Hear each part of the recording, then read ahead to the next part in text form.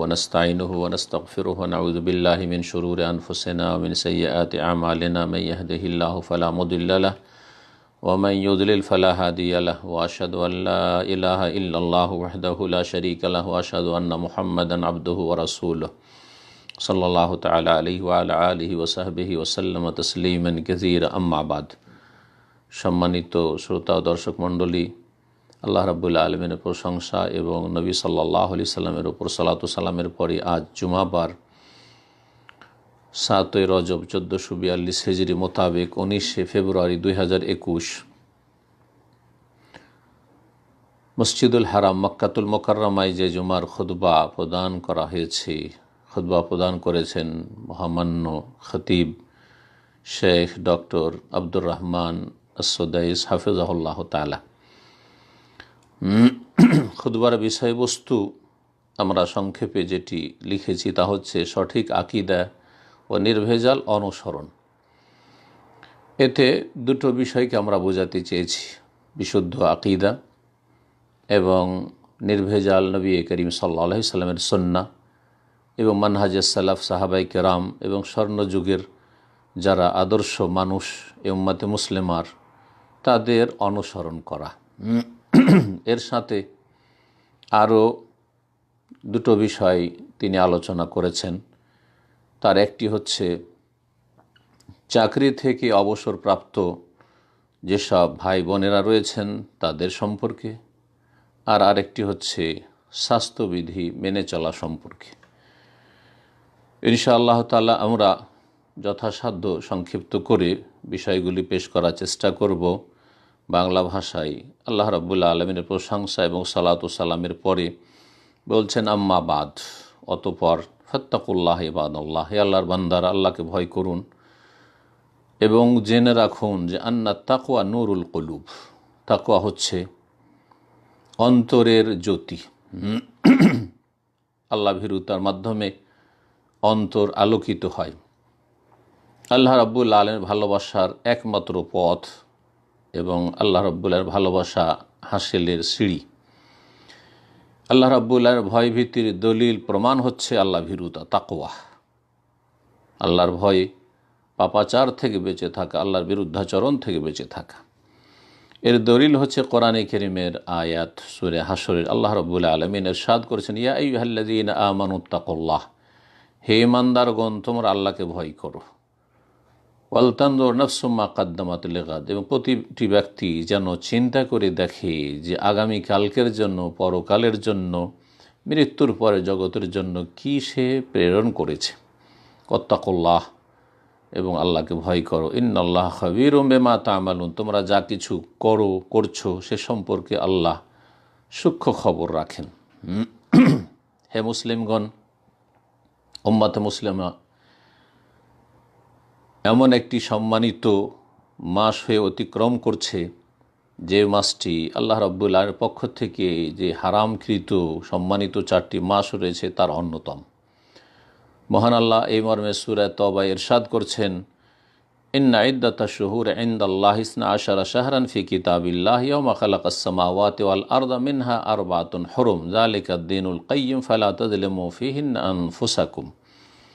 নিশ্চয়ই আল্লাহ রাব্বুল আলামিনের নিকটে তার বিধানে মাসগুলির সংখ্যা হচ্ছে 12টি। বছরে 12টি মাস রয়েছে। ফি কিতাবিল্লাহ, এটি হচ্ছে আল্লাহর বিধান। ইয়াওমা খালাকাস সামাওয়াতি ওয়াল আরদ, সেই দিন থেকে যেই দিন আকাশসমূহ ও পৃথিবীকে আল্লাহ সৃষ্টি করেছেন। মিনহা আরবাতুন হুরুম, এই 12টি মাসের 4টি হচ্ছে সম্মানিত হারাম মাস।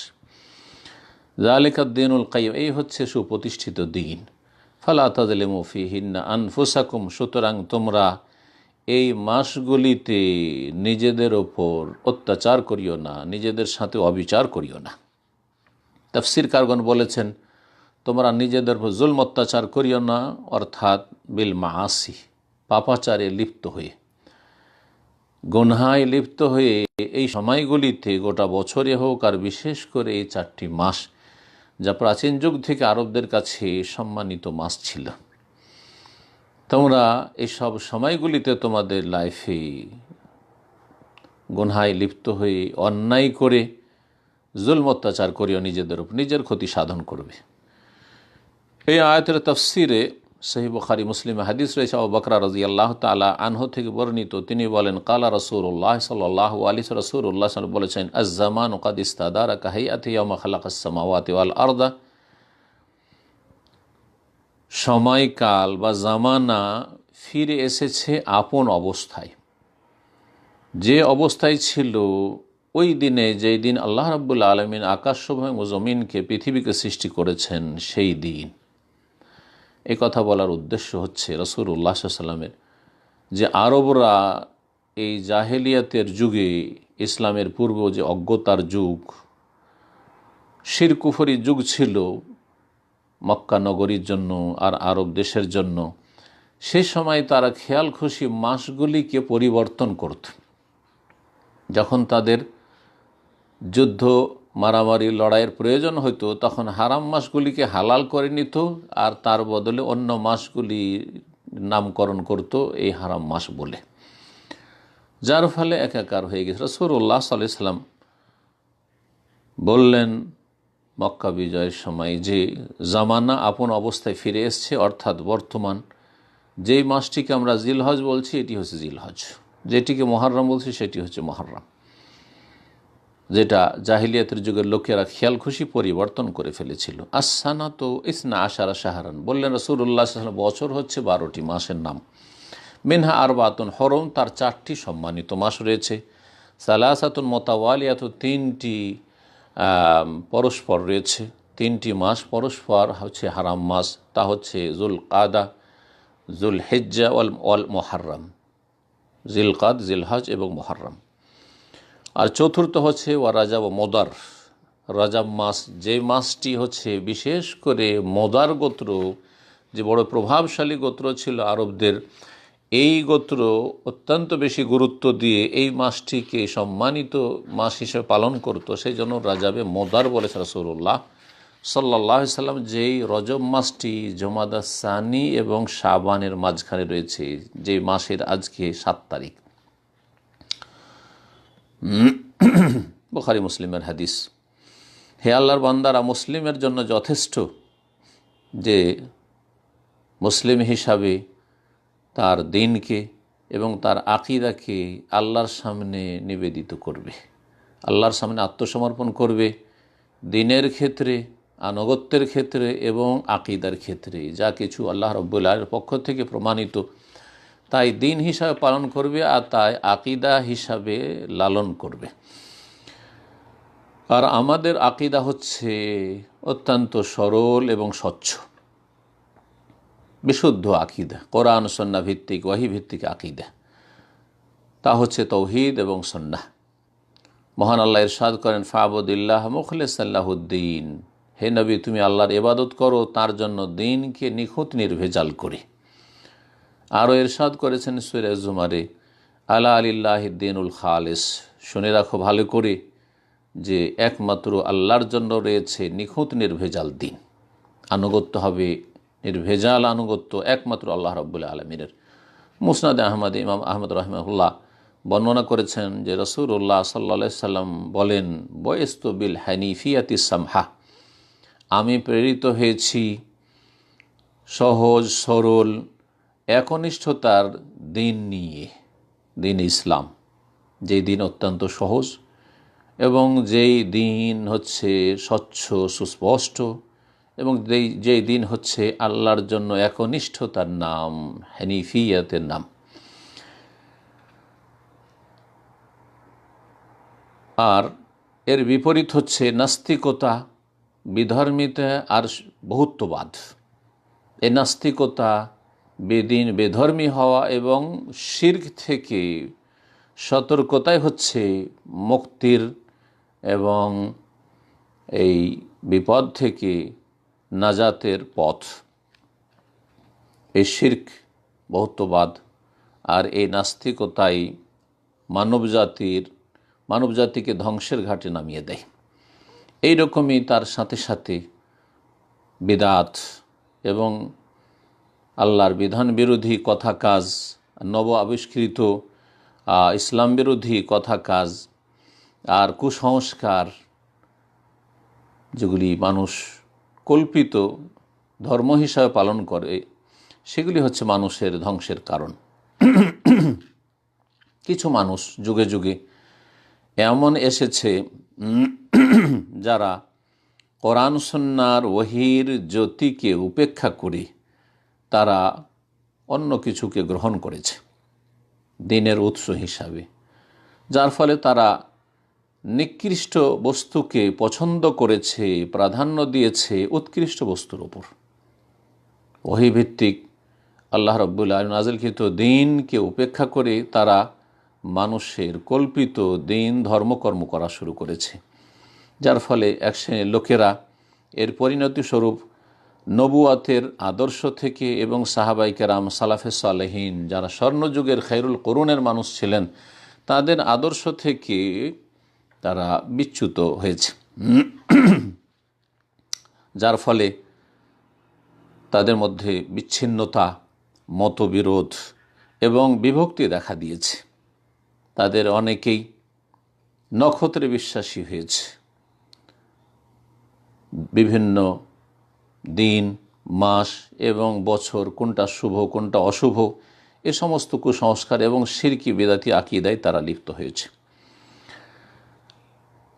অনেক সময় কল্পিত তারা বিভিন্ন সময় দিন মাসের ফজিলত তারা আবিষ্কার করেছে। গবেষক ওলামায়ে কেরাম এই বিষয়ে একমত, যাদের অন্যতম হচ্ছেন হাফেজ ইবনে হাজার, হাফেজ ইবনে রজব, শেখুল ইসলাম ইবনে তাইমিয়া, ইমাম শাওকানি, আরও অন্যান্যরা তারা সুস্পষ্ট করেছেন যে রজব মাসের ফজিলতে বা রজব মাসে বিশেষ কোনো আমল সম্পর্কে কোনো হাদিস নেই, না সহি না জয়ীফ, যেটি দলিল হিসাবে পেশ করা যেতে পারে। যা রয়েছে অত্যন্ত দুর্বল, বরং আও মওদুউন, জাল বানাওয়াট, যা মোটেই সহি শুদ্ধ নয়। সুতরাং এই রজব মাসে এমন কোনো এবাদত আবিষ্কার করা যার কোনো দলিল কোরআনে কারিমে নেই, রাসূলুল্লাহ সাল্লাল্লাহু আলাইহি সুন্নাহ নেই, এবং এই উম্মতের সালাফগণ সাহাবায়ে কেরামদের আমলেও পাওয়া যায় না, এইরকম কোনো রকমের আমল করা মোটেই জায়েজ নয়। এবং মনে রাখবেন যে কুল্লু খাইরিন ফি ইত্তিবা'i মান সালাফ, সালাফগণ যারা আমাদের সাহাবায়ে কেরাম, তাবেঈন, তাবা তাবেঈন, তাদের অনুসরণেই সার্বিক কল্যাণ রয়েছে। ও কুল্লু শাররিন ফি ইবতিদা'i মান খালাফ, আর পরবর্তীকালের যারা বিদআতে লিপ্ত হয়েছে তাদের অনুসরণেই সমস্ত অনিষ্ট রয়েছে, সমস্ত ক্ষয়ক্ষতি রয়েছে। মিন ইবতিদা'i মান খালাফ, পরবর্তীকালের বিদআত এবং বিদআতীদের মাঝে। তারপরে বলছেন, হে মুমিনগণ, জ্ঞানী মানুষরা ভালোভাবেই জানেন যে মানব জীবন হচ্ছে বিভিন্ন স্তরের নাম, এবং মানুষের যে আয়ু রয়েছে সেটার বিভিন্ন স্তর রয়েছে, স্টেপ, ধাপ রয়েছে।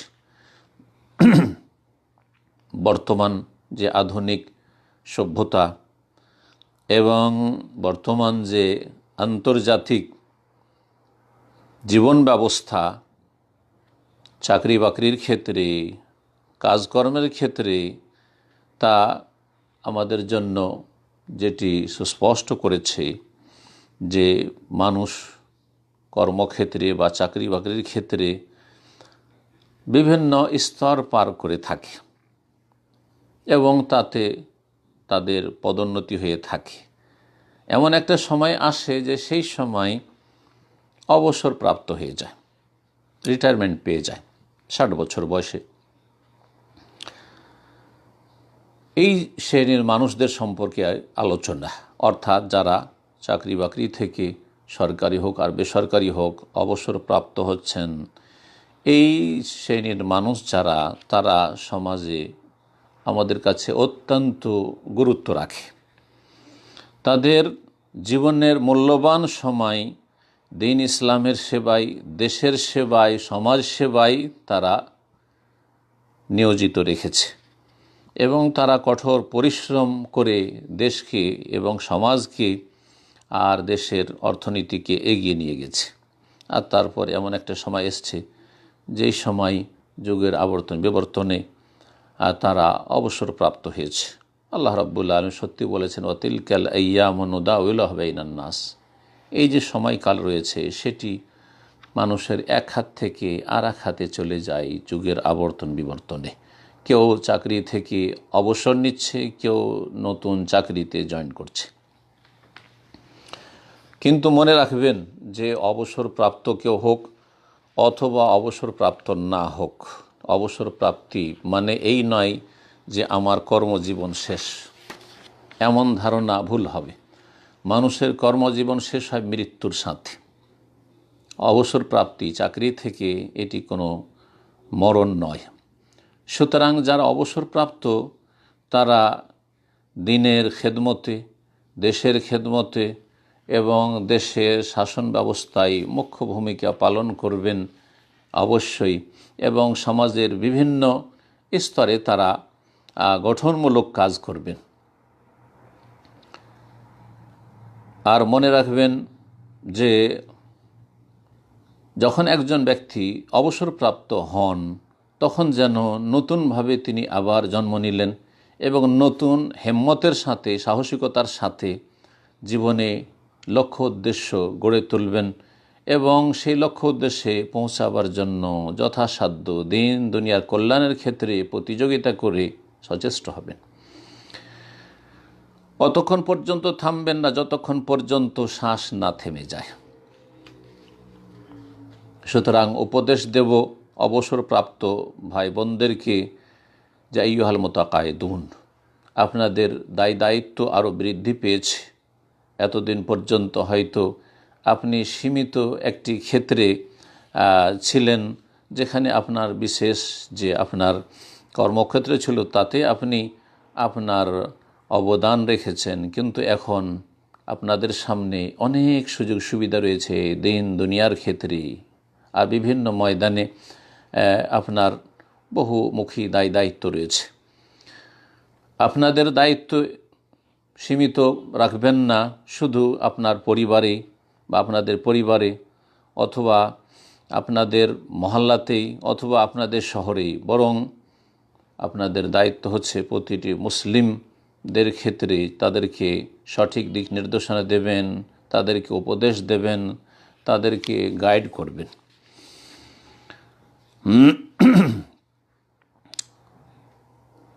এই জন্য সালাফে সালেহিনগণ অপছন্দ করতেন যে কোনো মানুষ বেঁচে থাকা পর্যন্ত কাজকর্ম থেকে অবসর হয়ে বসে থাকবে, এটা কখনো পছন্দ করতেন না। আমিরুল মোমিনিন ওমর ফারুক রাদিয়াল্লাহু তাআলা আনহু বলেন, ইন্নী লা আকরাহু আন আরা আহাদাকুম ফারিগান সাবাহলালা,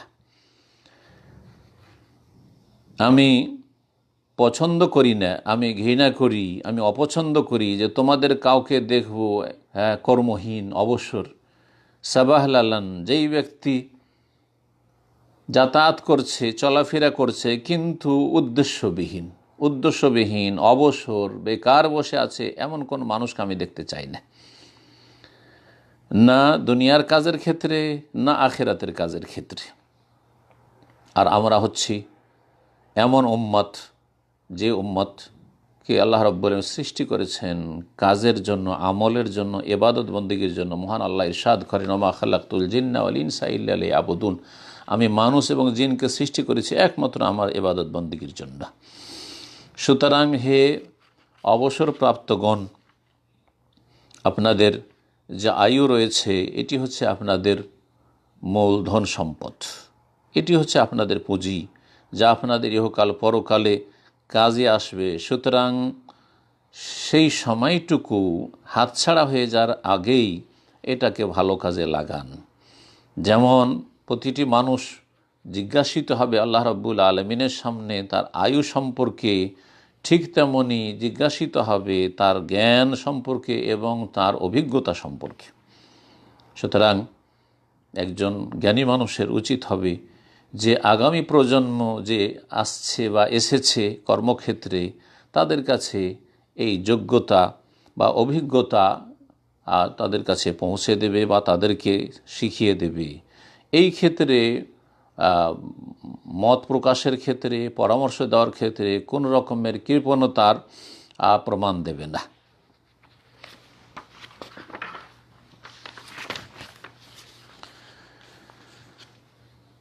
সুতরাং হে অবসরপ্রাপ্ত ভাই, আপনি যারা সমাজের অসহায় রয়েছে তাদের সাহায্য করুন, ভালো জনকল্যাণমূলক কাজ করুন, যিনি দুর্গত তার সাথে সমবেদনা জ্ঞাপন করুন, যিনি নির্যাতিত তার সাহায্য করুন, যিনি বঞ্চিত তাকে আপনি দান করুন, এবং কোরআন সুন্নাহর যে ওয়াহি রয়েছে ওয়াহিকে আঁকড়ে ধরুন। দুইজন বিবাদীর যদি ঝগড়া বিবাদ হয়ে থাকে তাহলে তাদের মাঝে মীমাংসা করুন এবং ভালো কাজের ক্ষেত্রে মানুষকে উৎসাহিত করুন, উপকারী জ্ঞানের প্রচার প্রসার করুন, অথবা ভালো কোনো উপকারী বই পুস্তক আপনি পুস্তক ছাপিয়ে সেটা বিতরণ করুন। এবং যেই ব্যক্তি বিচ্ছিন্ন বা অসহায় সেই ব্যক্তিকে সাহায্য করুন।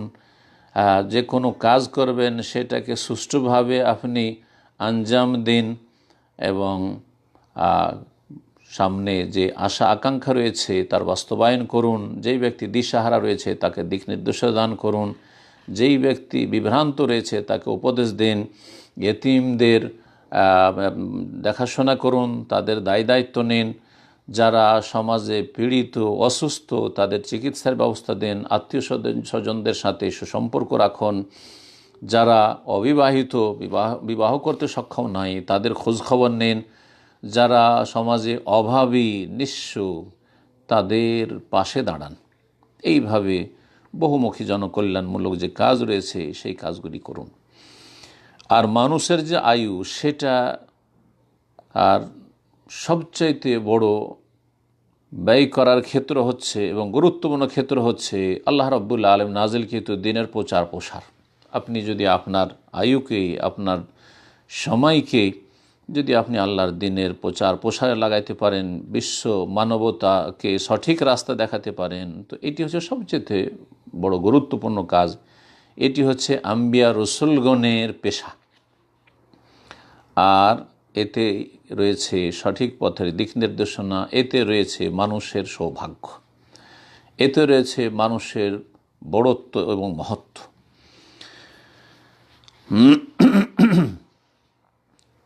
আর আমরা যারা অবসরপ্রাপ্ত সমাজের তাদের জন্য সর্বনিম্ন যেটুকু করব সেটি হচ্ছে তাদের শুকরিয়া আদায় করব, তাদের কৃতজ্ঞতা প্রকাশ করব যে তারা দেশের জন্য, সমাজের জন্য, জাতির জন্য অনেক কিছু করেছেন। আল্লাহ রাব্বুল আলামিন তাদের যেন ভালো নেক আমলকে কবুল করেন এবং আল্লাহ রাব্বুল আলামিন তাদেরকে যেন আরও বেশি বেশি ভালো কাজের তৌফিক দান করেন। তারপরে সম্মানিত খতিব উপদেশ দিচ্ছেন যারা নতুন নতুন চাকরিতে জয়েন করছেন তাদেরকে যে আইয়ুহাল মুআজ্জিফুন, হে চাকরিজীবী মানুষরা বা হে কর্মচারীরা, কোন কুদওয়াতান ফিল মুহাফাজা আলাল আমানাত ওয়াল মাসউলিয়াহ, আপনি আমানতের ক্ষেত্রে এবং দায়িত্ব চেতনার ক্ষেত্রে আপনি অন্যদের জন্য উত্তম আদর্শ হন এবং আপনার চাকরিতে আপনি পরিষ্কার পরিচ্ছন্ন থাকুন এবং দুর্নীতিমুক্ত থাকুন। চাকরির ক্ষেত্রে আপনি যে চাকরিতে যথাসময়ে আসবেন এবং যথাসময়ে যাবেন এই ক্ষেত্রে ডিসিপ্লিন মেনে চলুন এবং জাতিকে কিছু দিয়ে যান এবং যারা আপনার সামনে আসবে নিজের গরজে তাদের সাথে আপনি সদ্ব্যবহার করুন এবং যে দেশের সম্পদ রয়েছে সেসব সম্পদের হেফাজত করুন। দেশের যা কিছুই আপনাকে আমানত দেওয়া হয়েছে এইসব আমানতের আপনি খেয়ানত না করে সেগুলির সুরক্ষা করুন। আজকে যারা চাকরিতে নিয়োজিত রয়েছেন তারা আগামী দিনে যারা আসছে বর্তমান যুবকরা তাদের জন্য আদর্শ। সুতরাং আপনাদের যে অভিজ্ঞতা রয়েছে সেই অভিজ্ঞতা পরবর্তীতে যারা আসছে তাদেরকে দিয়ে যাওয়ার চেষ্টা করুন। আর দ্বীন-ই ইসলাম হচ্ছে দিনুল আমাল ওয়াল ইবাদা, আমল এবং ইবাদতের দিন। এই দিনে বৈরাগ্যবাদ নেই, এই দিনে কর্মহীনতা নেই। সুতরাং নিয়তের নবায়ন করুন এবং নিজের কাজকর্মকে আল্লাহ রাব্বুল আলামিনের জন্য নিখুঁত নির্ভেজাল করুন, খুলুসিয়াতের সাথে কাজ করুন। মহান আল্লাহ ইরশাদ করছেন, কুল ইন্না সলাতি ওয়া নুসুকি ওয়া মাহিয়ায়া ওয়া মামাতি লিল্লাহি রাব্বিল আলামিন। হে নবী বলো, নিশ্চয় আমার সলাত, ওয়া নুসুকি আমার কুরবানি, আমার জবাই, ও মাহিয়া আমার জীবন, ও মামাতি আমার মরণ, লিল্লাহ একমাত্র সে আল্লাহর জন্য, যিনি রব্বুল আলম বিশ্বজাহানের প্রতিপালক, লা শারীকা লাহু, যার কোনো শরীক অংশীদার নেই। ওয়াবিযালিকা উমিরতু, আর আমি এর জন্যই আদিষ্ট হয়েছি যে আমি তৌহিদ প্রতিষ্ঠা করব, তার সাথে কোনো কিছুকে শরীক করব না। ওয়া আনা আউয়ালুল মুসলিমিন, আর আমি হচ্ছি সর্বপ্রথম মুসলিম। আল্লাহ রাব্বুল আলামিন যেন আমাদের কোরআন কারীমে বরকত দান করেন এবং সৈয়দুল মুরসালিন মুহাম্মদ সাল্লাল্লাহু আলাইহি সাল্লামের আদর্শ দ্বারা আমাদেরকে যেন উপকৃত করেন এবং হেদায়েতের ওপর, সরল পথের উপর আমাদেরকে যেন প্রতিষ্ঠিত রাখেন। দ্বিতীয় খুতবায় সম্মানিত ইমাম আল্লাহ রাব্বুল আলামিনের প্রশংসা এবং রাসূলুল্লাহ সাল্লাল্লাহু আলাইহি সাল্লামের ওপর সালাত ও সালামের পরে বলছেন যে, আম্মা বাদ ফায়া ইবাদাল্লাহ, আল্লাহর বান্দারা, ইত্তাকুল্লাহ রাব্বাকুম ফিস সিররি ওয়াল ইলান, আল্লাহকে ভয় করুন, গোপনে হোক আর জনগণের সামনে হোক, সবসময় আল্লাহ রাব্বুল আলামিন ভয় করে চলাফেরা করুন এবং জেনে রাখুন যে সবচাইতে সত্য বাণী হচ্ছে আল্লাহ রাব্বুল আলামিন কিতাব কোরআনে কারীম, আর সবচাইতে উৎকৃষ্ট খায়রুল হাদি হাদি মুহাম্মদ সাল্লাল্লাহু আলাইহি ওয়াসাল্লাম, আর সবচাইতে উৎকৃষ্ট আদর্শ হচ্ছে মুহাম্মদ সাল্লাল্লাহু আলাইহি ওয়াসাল্লাম আদর্শ। ওয়া শাররুল উমুরি মুহদাসাতুহা, আর সবচাইতে নিকৃষ্ট বস্তু হচ্ছে ধর্মের নামে নব আবিষ্কৃত কথা কাজ। ওয়া কুল্লু বিদাতিন দলাল, আর প্রত্যেক বিদাত হচ্ছে ভ্রষ্টতা, গুমরাহি। ওয়া আলাইকুম বিল জামা, এবং আপনারা জামাতকে আঁকড়ে ধরুন এবং ঐক্যকে প্রতিষ্ঠিত রাখুন। ফাইন্না ইয়াদাল্লাহি মাআল জামা, কারণ আল্লাহ রাব্বুল আলামিনের হাত, অর্থাৎ আল্লাহ রাব্বুল আলামিনের সাহায্য রয়েছে জামাতের সাথে। ওমান সাজদা সাজদা ফিন্নার, আর যেই ব্যক্তি জামাত থেকে, ঐক্য থেকে বিচ্ছিন্ন হয়ে যায়, সেই ব্যক্তি বিচ্ছিন্ন হয়ে জাহান্নামে নিক্ষিপ্ত হয়। হে মুমিন ভাতৃমণ্ডলী, বান্দার জন্য আবশ্যক হচ্ছে যে আল্লাহ রাব্বুল আলামিন আনুগত্যের ক্ষেত্রে অন্যের জন্য আদর্শ পেশ করবে এবং রাসূলুল্লাহ আনুগত্যের ক্ষেত্রে, তার সাথে সাথে মুসলিম শাসকের আনুগত্যের ক্ষেত্রে, আর বিশেষ করে এই বর্তমান যে পরিস্থিতি রয়েছে, বিশ্ব পরিস্থিতি, এই করোনার মহামারী, এই সময়, যেই সময় পরস্পর সহযোগিতার অত্যন্ত বেশি গুরুত্ব রয়েছে এবং প্রয়োজন রয়েছে, একে অপরকে সহযোগিতা করবেন এবং সব সময় একে অপরকে ভালো কাজের উপদেশ দেবেন, যাতে করে যে স্বাস্থ্যবিধি সরকারের পক্ষ থেকে আমাদেরকে দেওয়া হয়েছে সেগুলি যথাযথ আমরা সকলে মেনে চলি, সকল স্তরের মানুষ। এর মাধ্যমে আমরা নিজেরা সুস্থ থাকতে পারবো, অন্যদেরকে সুস্থ রাখতে পারবো, নিজের পরিবারকে নিরাপদ রাখতে পারবো। এবং এই স্বাস্থ্যবিধি মেনে চলা হচ্ছে শরীয়তসম্মত উপায় গ্রহণ করা অন্তর্ভুক্ত, যার নির্দেশ দেওয়া হয়েছে ইসলামী শরিয়ায়। সুতরাং প্রত্যেকে আপন আপন জায়গায় থেকে যথাযথ দায়িত্ব পালন করুন এবং যে আমাদের নির্দেশগুলি দেওয়া হয় সেই নির্দেশগুলি পালনের ক্ষেত্রে সহযোগিতা করুন। আল্লাহ রাব্বুল আলামিন ইরশাদ করেছেন, ওয়া তাআওয়ানু আলাল বিররি ওয়াত তাকওয়া, নেকির কাজে এবং আল্লাহ ভীরুতার কাজে পরস্পর সহযোগিতা করো। বিশেষ করে যে আবার নতুন করে যে এই করোনার মহামারী দেখা দিয়েছে, এই সময় আরও বেশি আমাদেরকে সতর্ক হওয়ার প্রয়োজন রয়েছে এবং স্বাস্থ্যবিধির বাস্তবায়নের প্রয়োজন রয়েছে। স্বাস্থ্যবিধি মেনে চলার গুরুত্ব আরও বেশি বেড়ে যায়। বিশেষ করে সামাজিক দূরত্ব বজায় রাখা, গ্যাদারিং না করা, জমিয়তকে অ্যাভয়েড করা, এই রকমই মুখোশ পরিধান করা, আর তার সাথে সাথে যে কোনো জায়গায় হাত লাগলে তারপরেই দুই হাত যত্ন সহকারে ধুয়ে নেওয়া, তার সাথে সাথে যদি মুসাফার প্রয়োজন হয় তো হাতের মুসাফা না করে অন্তর থেকে মুসাফা সালাম করে দিয়ে মুসাফা করে নেওয়া, এটি যথেষ্ট মনে করা।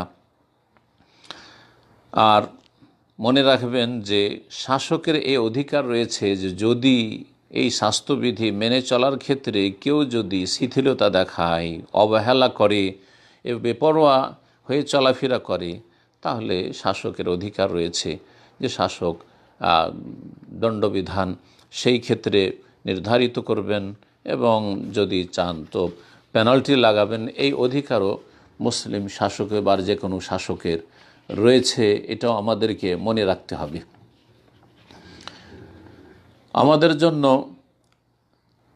বিশেষ করে একটি খুশির সংবাদ হচ্ছে যে সৌদি আরবে আলহামদুলিল্লাহ ভ্যাকসিন পাওয়া যাচ্ছে এই করোনার। সুতরাং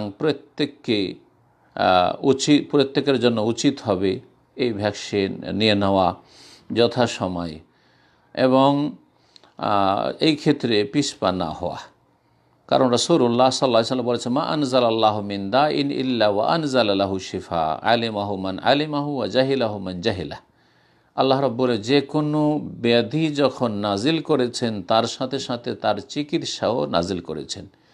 যে জানতে পারলো জানলো, আর যে অজ্ঞ থেকে গেল তো সে অজ্ঞই থেকে গেল। রাওয়াহুল বুখারী, হাদিস সহিহ বুখারীতে ইমাম বুখারী রাহিমাহুল্লাহ বর্ণনা করেছেন। এই রকম রাসূলুল্লাহ সাল্লাল্লাহু আলাইহি ওয়াসাল্লামের আরেকটি হাদিস রয়েছে, তাদাওয়াউ ইয়া ইবাদাল্লাহ, তাদাওয়াউ ইয়া ইবাদাল্লাহ, হে আল্লাহর বান্দারা তোমরা ওষুধ ব্যবহার করো, ওয়ালা তাতাদাওয়াউ বিহারাম, তবে তোমরা হারাম দিয়ে চিকিৎসা করো না। মুসনাদ আহমদ এবং আবু দাউদে হাদিস রয়েছে। সুতরাং এই ক্ষেত্রে সতর্ক সাবধান হবেন সন্দিহান হওয়া থেকে। নিজে সন্দিহান হবেন না এই ভ্যাকসিন সম্পর্কে, আর কারো ভিতরে সংশয় সৃষ্টির চেষ্টা করবেন না। এবং এসব যে গুজব এক শ্রেণীর মানুষরা ছড়িয়ে থাকে সেসবগুলিতে কর্ণপাত করবেন না।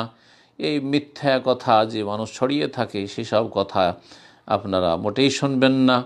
এই ভ্যাকসিন হচ্ছে নিরাপদ, এতে কোনো সন্দেহ নেই। সুতরাং আপনারা যথাসাধ্য এই ভ্যাকসিন গ্রহণের চেষ্টা করবেন।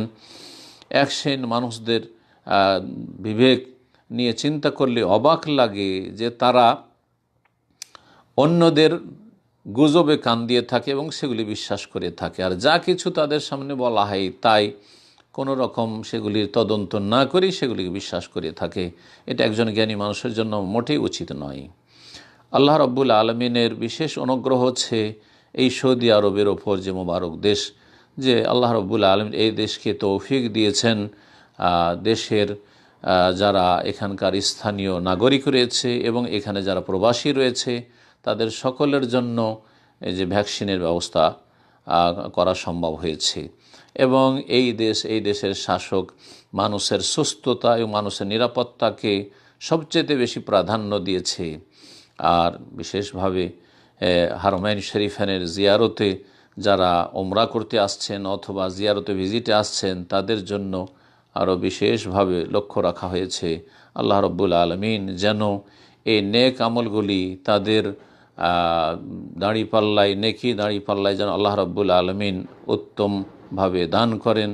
এবং এই ক্ষেত্রে আমাদের যেন আদর্শ হয় না তা আওয়ান ওয়ালা না তাহাওয়ান, আমরা একে অপরের সহযোগী হব, আমরা এই ক্ষেত্রে অবহেলা করব না। আল্লাহ রাব্বুল আলামিন যেন হারমাইন শরীফানের দেশের হেফাজত করেন প্রতিটি অনিষ্ট থেকে, বালা মুসিবত থেকে, এবং সারা বিশ্বের সমস্ত মুসলিমদের আল্লাহ রাব্বুল আলামিন যেন হেফাজত করেন। সর্বশেষ অসংখ্য সালাত ও সালাম আমাদের প্রিয় নবী সৃষ্টি সেরা মুহাম্মদুর রাসূলুল্লাহ সাল্লাল্লাহু আলাইহি সাল্লামের ওপর, যেহেতু আল্লাহ রাব্বুল আলামিন এই নির্দেশ প্রদান করেছেন, ইন্নাল্লাহা মালাইকাতাহু ইউসাল্লুনা আলান নবী ইয়া আইয়ুহাল্লাযীনা আমানু সাল্লু আলাইহি ওয়া সাল্লিমু তাসলিমা আল্লাহুম্মা সাল্লি ওয়া সাল্লিম ওয়া আন'ম আলা আবদিকা ওয়া নবিয়িকা মুহাম্মদ সাল্লাল্লাহু আলাইহি ওয়া সাল্লাম ওয়া আলা আলিহি ওয়া সাহবিহি আজমাইন।